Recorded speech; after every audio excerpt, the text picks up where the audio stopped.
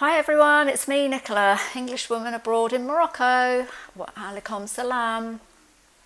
I'm here to talk to you today about Ramadan because I have undertaken to fast for 30 days for Ramadan this year. This will be my first time in Morocco for the whole of Ramadan, and I have taken up the challenge. And on a special occasion, you have to wear a special outfit. So I have on my jalaba today, and thanks to so many of you who commented last time that it really suited me and I wore it well. So here it is again. Maybe before long I will have a jalaba for every day of the week and I can show you some different ones. I think perhaps too I need to get a summer one. What do you think? Comment, tell me what you think, tell me what colour you think might suit me best. So Ramadan, here we are on the eve of Ramadan in Morocco. So I think other countries started today, but for Morocco, Ramadan starts tomorrow.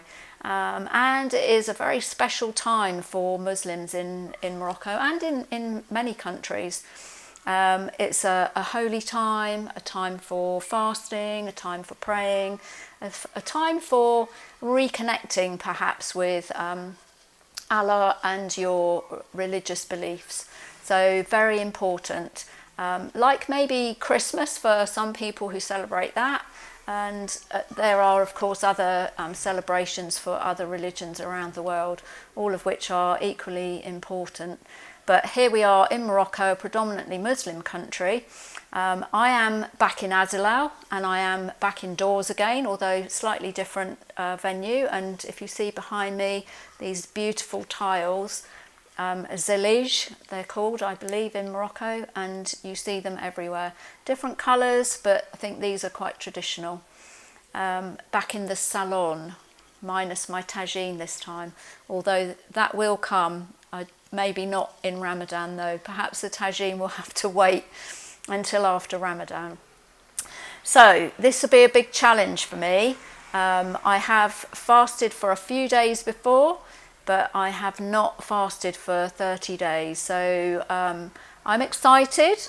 I'm keen to get going, but also maybe a little bit nervous, maybe a little bit anxious that perhaps I won't be able to achieve my challenge of fasting for 30 days.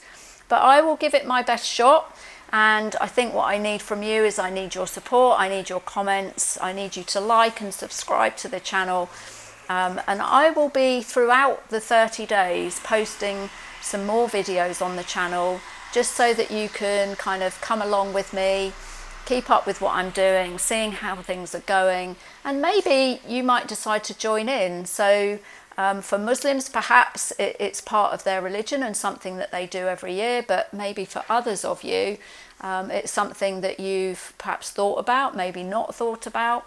But, you know, you can join me. I would be happy for people to join me. I know that some of my subscribers and people that have watched the previous videos have come from all over the world, places like Japan, Morocco, of course, the United States. None of which are Muslim countries apart from Morocco. So maybe you want to think about the health benefits of fasting. I know that there are well publicised health benefits to giving your stomach a bit of a rest.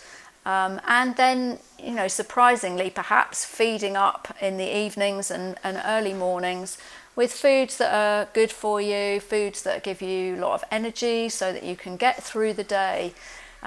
So if you decide to join me, and of course you don't have to do the whole 30 days, maybe you only want to do 1 or 2 or perhaps a week or whatever you decide you can manage. Comment, let me know that you're joining me, and you know, we can perhaps all support each other to achieve our goals, hopefully. So Ramadan generally then, what do we eat? There's a big focus on food, which is surprising considering that part of the point of it is to not eat.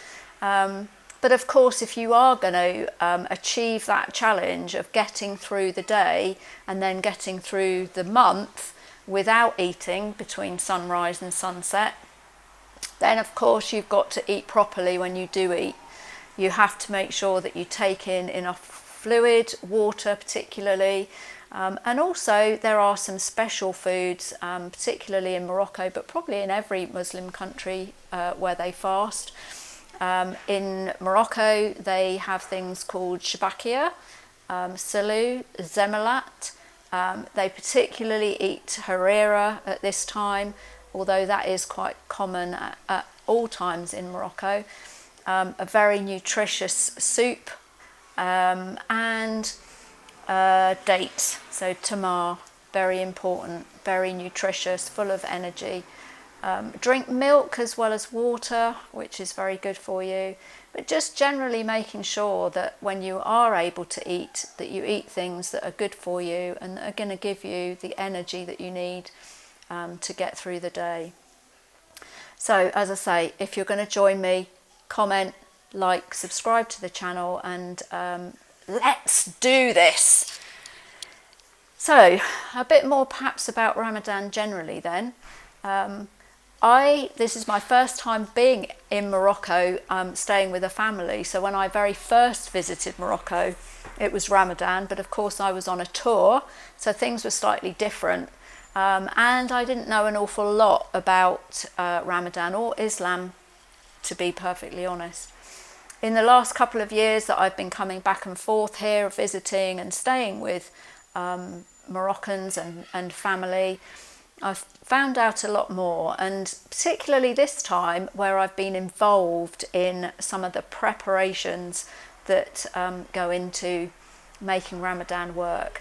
So buying food, the markets are busy, the shops are all busy, people are out there stocking up on all of those things that they need to make sure that they eat healthily and well.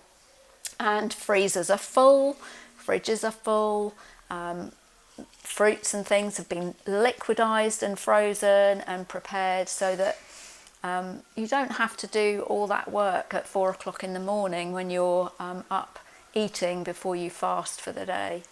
So those kind of preparations as well, which I guess you would expect. The preparations that I wasn't maybe expecting: cleaning the house, washing everything in sight. And, the bit of a puzzle for me is like, why are we doing this? Why are we washing everything? Why are we stripping off the covers of everything and washing all the clothes and cleaning the apartments? But when it's explained to you that actually, of course, through Ramadan, one of the focuses for Muslims particularly is on prayer, reading the Quran, reconnecting with their religion and with Allah. What they don't want to be doing is cleaning, washing, cooking, preparing food and all those other things. So those things are all done before Ramadan starts. So frankly, in the household in Azalal that I'm staying in, things have been hectic over the last maybe 10 days. So that's been interesting as well, to have been involved in that beforehand. And, to actually be able to help out with the cleaning and some of the cooking, maybe some of the preparation, before we set out on this 30-day journey together. For me, the first time, I think for the family that I'm staying with, of course, they've done it before. So they know what to expect. Whereas for me, I'm not quite sure how this is going to go. So watch my videos and you'll see. Maybe I'll share with you my journey from sunset to sunrise, especially perhaps tomorrow, which is my first day, although I don't know, maybe that will be the easy day. Okay, so it's time for me to say goodbye, or Bislama in Darija. Shukran bazaf. Thank you very much for watching, and I really hope that you're going to join me on my challenge. I need your support. I said before, I've had so many lovely messages and comments from people, so many invitations from people all over Morocco.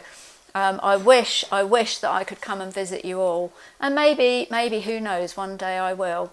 But it makes me so happy to think that people care about me being here and want to meet me and have invited me to their homes.